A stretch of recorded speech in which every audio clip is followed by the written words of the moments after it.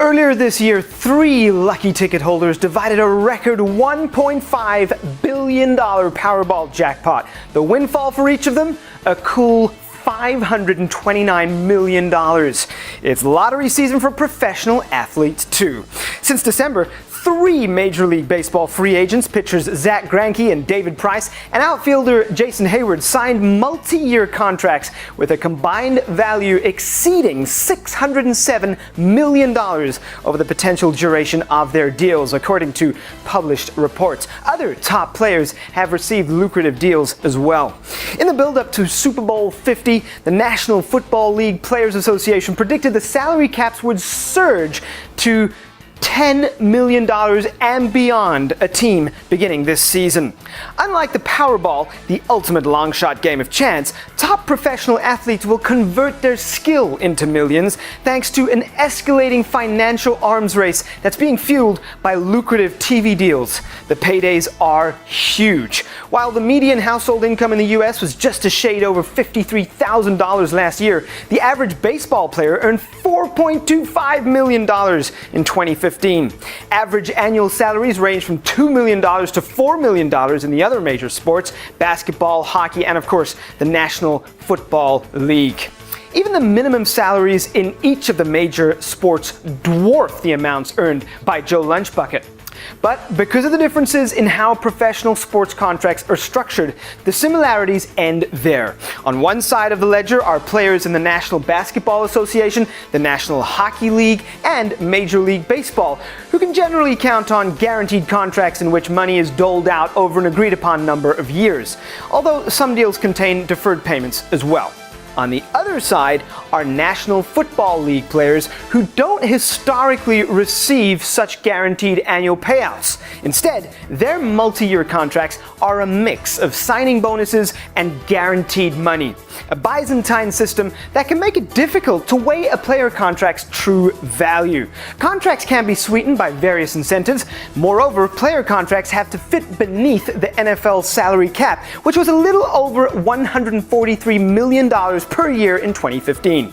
Here's generally how it works. Player A signs a 3-year $10 million contract with a $2 million signing bonus, while a promised salary does not necessarily count against the team's salary cap if player A is cut in the second year. The remaining share of the $1 million signing bonus generally still counts against that year's cap. Proponents of the NFL system say it better reflects the reality of a sport in which careers are shorter than the other major sports and team rosters are larger at 53 players compared to 25 in Major League Baseball and 13 in the NBA. But some NFL players have openly questioned why the NFL, a financial juggernaut celebrating Super Bowl 50 this week in the San Francisco Bay Area, can't do more to pay its players. During a news conference prior to the Super Bowl, NFL Players Association Executive Director DeMaurice Smith told reporters he expects to see the NFL salary cap increase to $153 million per team and possibly more in 2016, although that will not be known until the new league year begins in March. NFL owners have been opposed to giving players, even the league's biggest superstars, guaranteed contracts. This spring, NFL teams will greet a new crop of newly minted millionaires through the widely watched draft. The league's rookie salary cap has tamed runaway salaries for unproven players entering the league through the NFL draft. While NFL player contracts are not etched in stone, Major League Baseball players and basketball players can usually count on collecting what they sign for. Still, there is room to maneuver. In Major League Baseball, for example, star players have taken advantage of opt-out clauses that allow them to return to the open market earlier than the potential teams of their deals.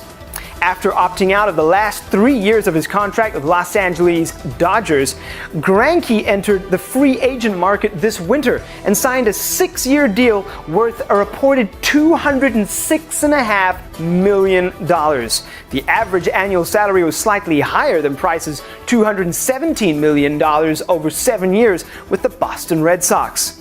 Heyward will be able to opt out of his reported 8-year, $184 million contract with the Cubs under a similar opt-out clause. It's been 4 decades since the late Oakland Athletics pitcher Jim Catfish Hunter became baseball's first free agent. It didn't take long, just a few years, for baseball to crown its first $1 million a year players, Nolan Ryan and Dave Parker. In the years since then, fans have seen big spenders come along, the late New York Yankees owner George Steinbrenner, and have heard dire predictions that big money would ruin the national pastime. Through it all, the game has flourished. What's more, fans of so-called small market teams such as the Kansas City Royals, the Oakland Athletics, and the Tampa Bay Rays have watched their teams enjoy success on a budget. In July, the NBA saw its salary cap reach an all-time high of $70 million for the 2015-2016 season, but it's expected to go much higher to about $90 million the following season thanks to lucrative television deals. As with the other major sports, the salary cap helps keep team spending on salaries in check, which in turn maintains competitive balance in the league. Parity. Meantime, fans have been numb to the run-up in the salaries of top players in all sports. Just like 9-figure Powerball jackpots, it's a trend that doesn't seem to be coming to an end anytime soon.